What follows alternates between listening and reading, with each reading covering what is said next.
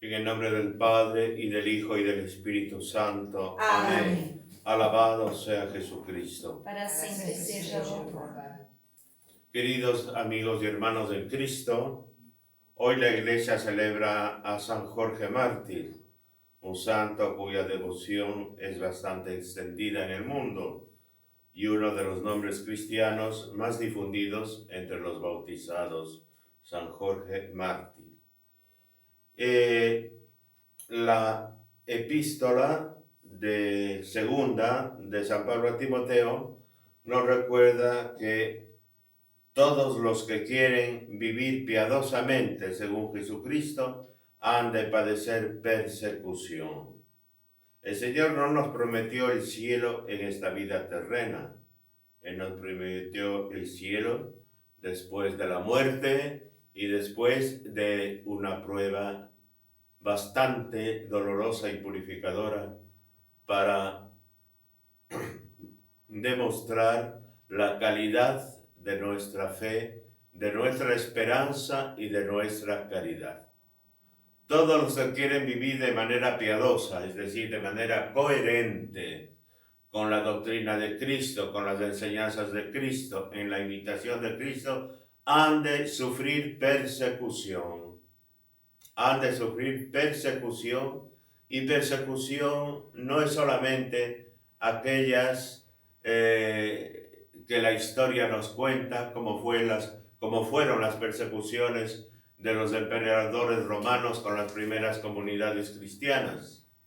Persecución es también la indiferencia, persecución es también la burla, persecución es también el olvido de los pastores, de los obispos, de sus rebaños y de sus sacerdotes, que les resultan incómodos porque no se adecúan a la ideología imperante en los nuevos paradigmas de iglesia y de tradición de la Sagrada Escritura y de un magisterio que parece que su empeño máximo sea complacer al mundo, coquetear con el mundo y no condenar el pecado, sino suavizar la verdad, porque la verdad condena el pecado sin contemplaciones y sin miramientos.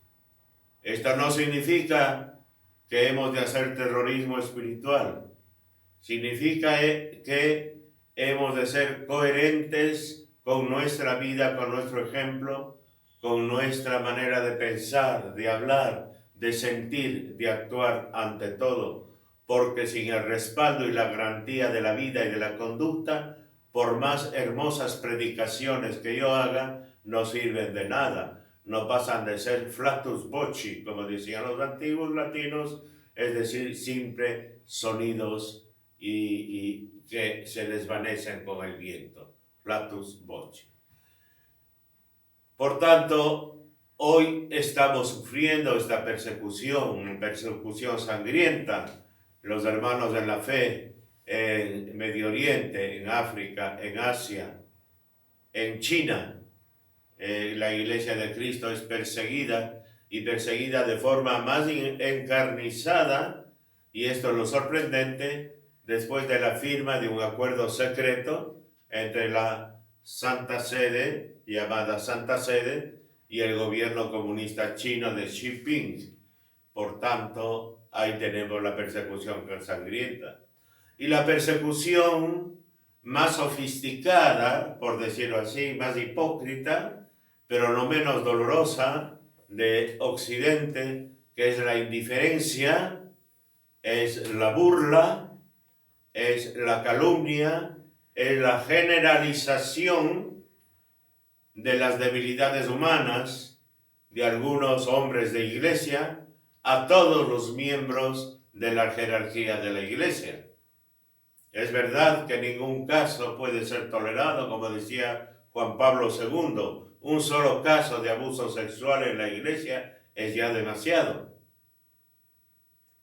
Pero muchos se sirven de esto para generalizar y meter en el mismo saco a todos los obispos, todos los cardenales, todos los sacerdotes. Esta persecución ha entrado al interior de la Iglesia. Se manifiesta en esa deriva política, ideológica, economicista que ha tomado el magisterio de la Iglesia, olvidando el corazón y el núcleo del anuncio, que es la vida eterna en el misterio de la pasión, muerte y resurrección de nuestro Señor Jesucristo.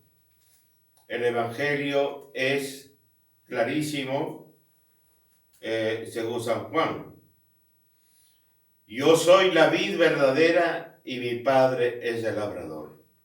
La vid verdadera de la que nosotros, que somos los sarmientos, las ramas, tomamos esa savia vital que es la vida trinitaria, que es la vida en nosotros, sin la cual no podemos actuar bien, ni pensar bien, ni hablar correctamente, si no estamos unidos a Cristo.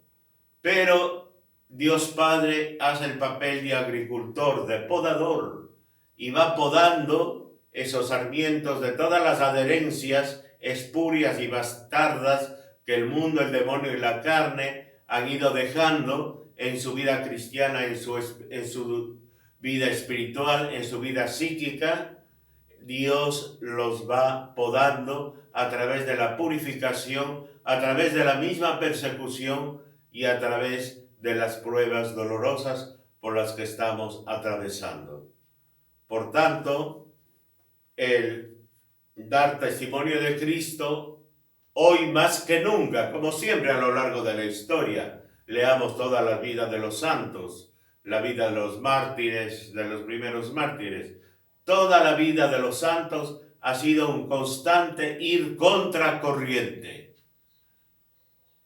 Los peces muertos se dejan llevar por la corriente. Los cristianos muertos interiormente se dejan llevar por lo que dice la mayoría, por lo que dice el común de la gente. Y hoy, muchas veces, incluso dentro de la Iglesia, la voluntad de la mayoría se la llama sentido comunitario. Es la comunidad la que decide. No, es la masa, porque este espíritu de masa, de inerte, de masa que busca la comodidad, está dentro también de la Iglesia, ni digamos en el mundo.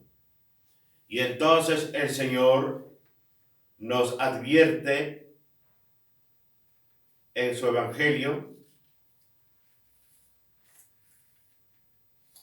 que todo el que no lleve fruto lo cortará, y el que dé fruto lo podará, en el sentido que hemos dicho, para que dé más fruto.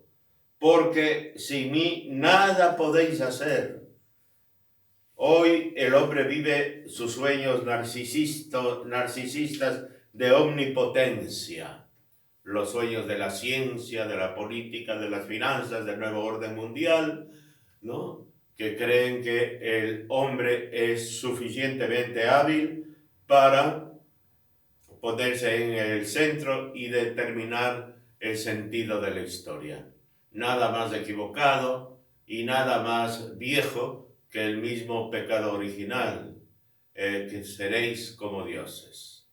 Hoy el hombre quiere ser como Dios, quiere ponerse en lugar de Dios, quiere determinar quién debe vivir y quién debe morir.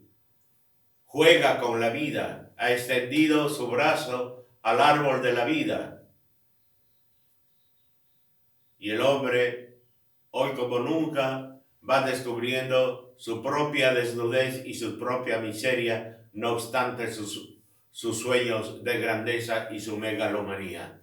Vemos entonces cómo un pequeño virus, minúsculo, microscópico, ha debido permitir el Señor para demostrar nuestra limitación, nuestra pobreza, nuestra radical miseria humana que, alejada de Dios, termina por autodestruirnos, y nosotros no lo queramos, que sea una autodestrucción dolorosa y permanente. Entonces, hoy las fuerzas anticristianas están organizándose muy bien, las fuerzas masónicas, las fuerzas de los Illuminati, las fuerzas ideológicas.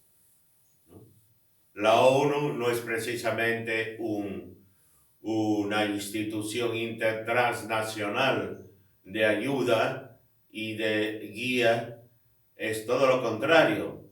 El Parlamento Europeo, aunque hay núcleos que están a favor de la verdad y de la ley natural, está sin embargo predominantemente dirigido por estas ideologías de turno, las ideologías antivida, las ideologías propias de la cultura de la muerte, como diría Juan Pablo II, y entonces hoy más que nunca hemos de estar dispuestos a sufrir con Cristo, a permitir que el Padre nos purifique y nos pode, y a dejar que el Espíritu Santo sea el que vaya transformando nuestra vida.